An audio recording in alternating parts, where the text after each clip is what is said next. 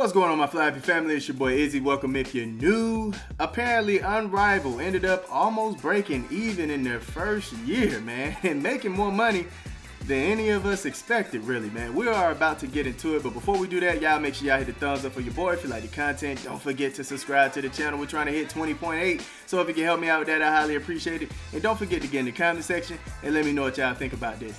Let's get it. So there was an article dropped by Black Enterprise, and they were speaking to the commissioner, and she ended up saying this here. Unrivaled commissioner Mickey Lawler admitted that the league did not do too badly this year, bringing in over $27 million in revenue in its first year in business. Okay. She informed a media outlet that the new league almost broke even and that more could be done to make the league successful. She anticipates that Unrivaled could start seeing a profit in its second year. Hey, man, okay. I give it to y'all, man. Now, the thing is, we don't even know if this is true, right? We don't know the margin. How short were you?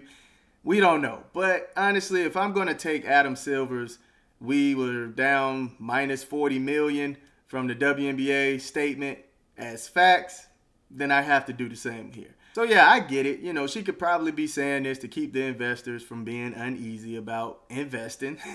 But at the same time, man, she could be telling the truth. So I just got to take it for what it is. This is the only evidence that I have to go off of. Let's see. She said, we almost broke even in the first year. We know there's more that we can do. So this little part right here is just talking about how the players were getting paid more than their salary from the W. And then it goes on, let's see. League president Alex Basil said that after Unrivaled's first year success, there are plans to generate more revenue for the upcoming season. We ended up doing, I believe, 1.4 or 1.5 million in merchandise sales this year. Basil said, how do we double or triple that right away just by being more efficient? Ticket revenue, we know we're going to add seats to our venue. We want to remove the back panel area where players walk in that you're going to see on TV. Create more seating, which increases our revenue from that standpoint. That's a good idea. I mean, we were looking at it on the live streams together, and we're like, man, it looked like 200 people in there. I know they said 800, but it looked like 200 people. The league played its games at one arena, but plans to take them to additional venues. Oh, okay. It has not been determined where, but they anticipate playing in 2 cities outside its Miami base. All right, and look, when I first heard about it, I thought that they were going to be playing in different areas and different cities. I don't know, I was thinking too big about it. But it's cool to see that they were trying to actually make that a thing, and maybe we'll see that next year. But hey, man, I am impressed a tad bit. I can't hold you, man.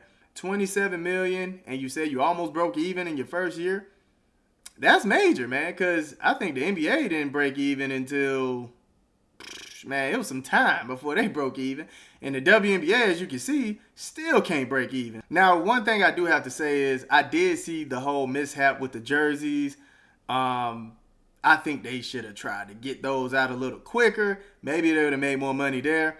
I could see a big opportunity just on the jerseys alone. You know, I wanted to get me a Laces jersey or Rose jersey. Those jerseys are hard. They didn't have them ready. And then when they came out, the jerseys sold out in like a minute. Not even a minute. I saw some people saying, man, they sat there and waited for the opening of it. And as soon as they clicked on it, it was sold out. So maybe they only had a few jerseys to give out. I know they had the hoodies and the t-shirts, but a lot of people were waiting on the jerseys, man. So hopefully they figured that out. But yeah, that's a lot of money right there. That's where they could get a lot of their revenue if they just get the jerseys together. All right, let's see what some people were saying, though, man. Broke even, is that good or bad? Educate me. If you break even in your first year, that is good, man. That is excellent, actually. Majority of the time, you're not going to break even because you're trying to figure it out. You're going to spend a lot of money advertising and trying to get the product out there. In your first year, you're bound to lose, right? But then as you go, you figure it out, so. Good for them, but how? Barely any fans in attendance, lack of TV coverage, barely any media attention, big sponsors pulled out early due to no CC. Hey, I don't know, man. I don't know, man. If they figured it out, they figured it out. But I feel them. You know, I don't necessarily see how, but Like I said, this is all we can go by. Means it's a smash success so far? I guess so, man. Those numbers are absolutely cooked. No way that happened. With the low viewership, I mean, because I think the most that they had were in the 300,000 range. And then the rest of the games, I think it averaged to like 200,000, maybe even less. I think it averaged right around 200,000. So it's just kind of crazy to believe that they actually made a lot of money with that small amount of viewership. I mean, maybe the investments were there. The merchandise was getting sold better than I think it was. I don't know, man. If this is true, then kudos.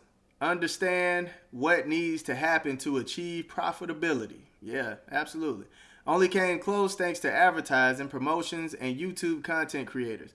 There's no way they moved the needle from ticket sales or merchandising, but a win is a loss. Some people just don't believe it, man. It's hard to believe. I can't hold you. Looking at the numbers, looking at how many people were there for the venue, I don't know, man. It's hard to say. But they did have some big investors come in. Even late in the season, they had some big investors. So we'll see, man. I don't know. Almost don't count, remember. And it is only going to go down unless CC, who would absolutely dominate in the league with that much open space. Yeah, I don't think Caitlin Clark is going to join, man. I have seen people say Paige Beckers would join, but I don't know. We lost money. Hey, almost breaking even in your first year, that is an achievement, though. I can't hold you. You know, the Sabrina issue, all the injuries that happened. Yeah, I mean, almost breaking even, that is an achievement with all of that going on. Let me rewrite this headline. Basketball League loses money in debut season without Caitlin Clark, Sabrina, and Asia. I knew they would do better than the WNBA. Oh, look, I did see some people say Unrivaled did way better than the WNBA. Look, man, the WNBA is light years beyond Unrivaled, okay? Although they did not break even, as they said, right? They still made $104 million, something in that range, maybe a little bit more. Whereas Unrivaled made $27 million. Right, so we gotta keep the numbers in perspective here, man. I get it. I did like Unrivaled's content better when it came to how they promoted the league and the players and things like that. But nah, man, when it comes to revenue, the WNBA is still blowing Unrivaled out of the water. All right, Unrivaled just started. You can tell who doesn't understand business in the comments. That's not good. I almost watched it. You almost watched it? How many seasons of almost can they keep playing? Not following. Is this a positive or negative? It's a negative, but for your first year to do that, it's a positive. It depends on what nearly means. That's what I want to know. It would be rare for a new business to be profitable in its first year. Exactly. The WNBA has never been profitable in 28 years. Broke even with all that sponsorship on their side. Wow, they are so dead if CC don't play next year because those sponsors will slowly start pulling out eventually. They were hoping on Clark. So still no profit for any professional women's basketball league ever. Why don't they tell us what their final figure was? I don't really care about pocket watching people, man. It's cool. I would just hope they're keeping their integrity with what they're giving us, right? That's all. Of which was $50 million in TV deals. No way this league generated a net gain with the fans and concessions. What do y'all think, man? Do y'all think it's going to be a successful season next year? Or do y'all think they're going to fall short once again? Let me know in the comment section. I love y'all. Y'all keep it smooth.